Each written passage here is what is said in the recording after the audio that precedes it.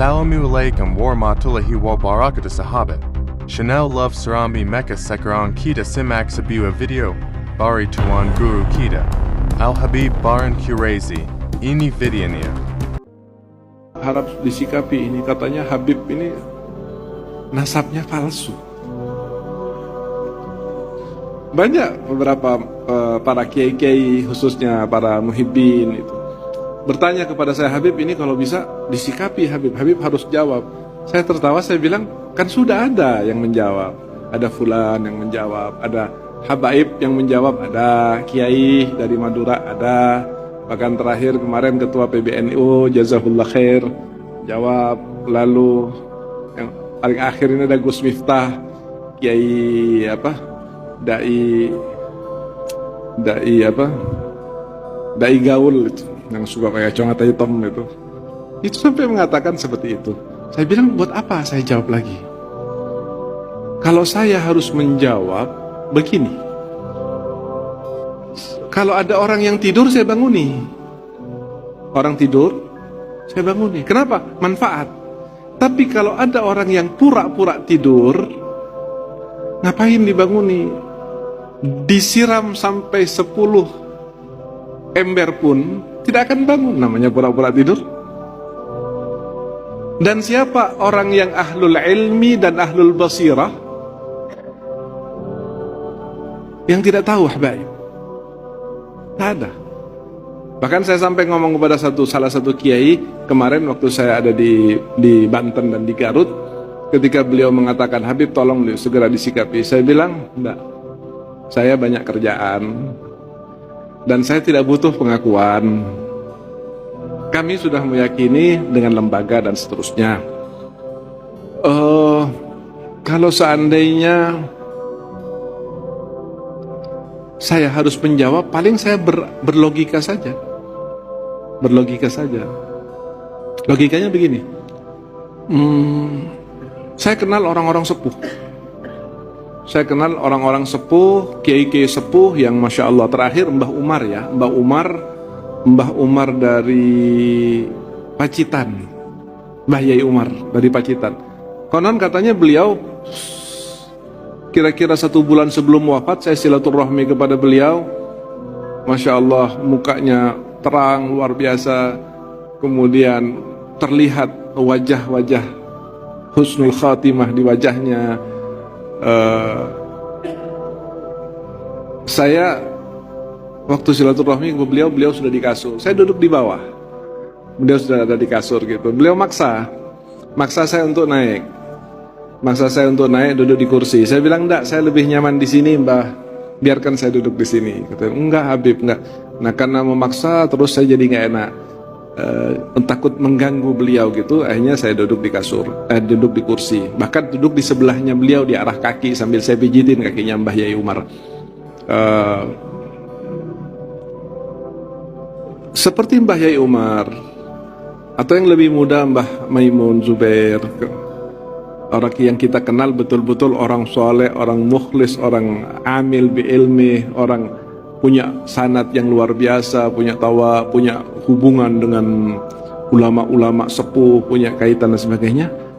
Saya katakan, pernah nggak jenengan mendengarkan ulama-ulama sepuh walaupun satu patah meragukan nasab habaib? Pernah nggak? Coba saya kepengen tahu gitu loh. Barangkali ada informasi siapa, misalnya Mbah Ehsan Jampes atau Mbah Yai Jazuli atau Mbah Abdul Karim Lirboyo atau Mbah Mukai, siapa aja yang sepuh ya. Pernah enggak ada yang mengatakan nih habaib ini nasabnya diragukan? Pernah enggak? Ya beliau mengatakan, karena waktu yang saya ajak bicara orang sepuh juga sekitar 70 sekian umurnya. Dia bilang, saya nggak pernah Habib. Ya sudah, saya bilang, kalau nggak pernah. Yang kedua, apakah mereka itu orang yang ta'zim kepada habaib atau tidak? Iya, luar biasa Habib.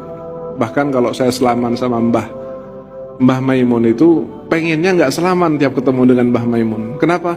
Karena setiap selaman itu selalu maksa untuk mencium tangan. Saya ini siapa? Muda, dan beliau luar biasa. Saya selaman sama Mbah Yai Umar juga seperti itu. Ditarik tangan saya, dipaksa. Dia bilang jangan, Kiai. Sampai beliau mengatakan begini, saya tidak mau cium tangannya jenengan, Bib. Saya mau cium tangannya Rasulullah. Nggak paham maksudnya apa gitu loh. Beliau mengatakan seperti itu. Nah, kalau sudah orang-orang sepuh seperti itu, ulama-ulama sepuh seperti itu, ngapain kita bingung? Orang berpendapat silahkan saja berpendapat, tetapi tidak harus menjadi perpecahan di antara kaum muslimin, apalagi sampai menjadi perpecahan di antara ahlul ilmi. Ini yang dirugikan bukan habaib tapi Nabi Muhammad SAW. Yang akan bersedih Nabi Muhammad SAW. Coba masing-masing insaf gitu ya, masing-masing insaf, mikir apa yang diucapkan, apa tujuannya, apa manfaatnya dan sebagainya. Adalah benar, saya akui tidak semua habaib itu benar. Habaib itu kan manusia, tidak ada jaminan ismah.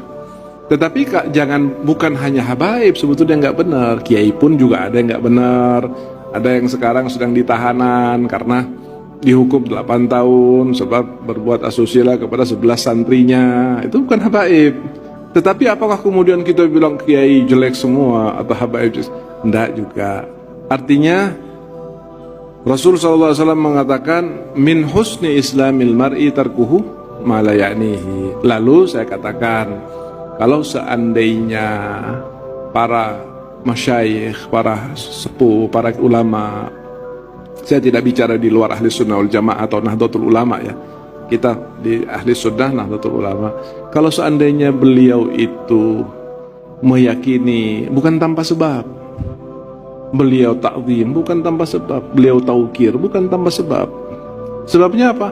Yang jelas ilmunya luar biasa, amalnya luar biasa, tetapi ada satu hal nih, ada satu hal yang mungkin sekarang ini kita jarang mendapatkan. Mereka adalah ahlul basirah. Mereka memandang sesuatu dengan firasah. Dan Nabi mengatakan ittaqu firasatal mu'min fa innahu yanduru binurillah. Tapi kan tidak ilmiah. Iya betul, tidak ilmiah menurut Anda. Tetapi apakah keilmiahan ini harus seperti itu? Lalu saya membuang para masyayikh kita yang dulu dengan hanya sekedar alasan ilmiah atau inilah.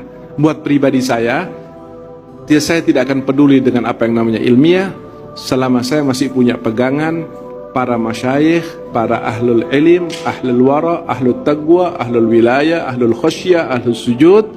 Itu cukup buat saya melebihi dari apa yang namanya ilmiah dan seterusnya. Mereka adalah ahlul basirah. Sampai seperti Mbah Yai Umar Pacitan itu sampai mengatakan, saya kan tak tarik tangan saya muda, harus dicium pada saat itu, harus dicium oleh orang yang sudah lebih dulu sujud pada Allah, lebih dulu kenal Allah, lebih dulu mengetahui ilmunya Allah, lebih dulu kenal dengan Nabi Muhammad, bahkan sepuh ilmunya, perjuangannya sudah jelas-jelas nyata. Apakah kemudian saya pantas tangan saya dicium oleh beliau? Saya tarik, tapi beliau tetap memegang sampai tinggal 2 jari kalau nggak salah, dipegang. Beliau lagi dalam keadaan sepuh tua. Saya takut mengganggu gitu loh. Akhirnya saya bilang jangan, Yai ngapunten, jangan Kiai, jangan. Malah beliau mengatakan, saya tidak mau mencium tangan ente ya Habib, saya akan mencium tangan Rasul. Saya Rasulullah? Bukan. Tapi kenapa kok Mbah Yai Umar mengatakan seperti itu? Saya nggak paham. Tapi yang jelas itu bukan omong kosong yang keluar dari mulutnya, tetapi itu adalah pembicaraan yang dia lihat lewat basirah dan kesucian hatinya. Sebagaimana juga Mbah Yai Maimun Zubair. Pada saat saya silaturahmi, beliau memaksa. Saya sampai tidak enak gitu loh. Hati saya nggak enak. Sudah sesepuh itu, sealim itu, sesoleh itu, lah saya siapa? Saya dibanding dengan Mbah Yai Umar, Mbah Maimun, itu mungkin tidak ada secuil ilmu bahkan ibadahnya gitu loh. Tapi mereka mengatakan dengan nada yang sama, saya ingin menggembirakan hati Rasulullah Sallallahu Alaihi Wasallam. Nah, banyak lagi contoh-contoh seperti itu. Artinya kesimpulannya bahwa kenapa ulama-ulama dulu tidak ada yang meragukan, padahal mereka ahli basirah, ilmunya luar biasa, pengetahuan terhadap sejarahnya luar biasa. Kenapa? Yang saya pikir satu, mereka ahlul basirah, ahlul firasah, ahlul nur, dan itu pegangan kita semuanya dalam masalah-masalah yang membingungkan seperti sekarang ini. Kan banyak orang bingung sekarang ini. Gimana sih sebetulnya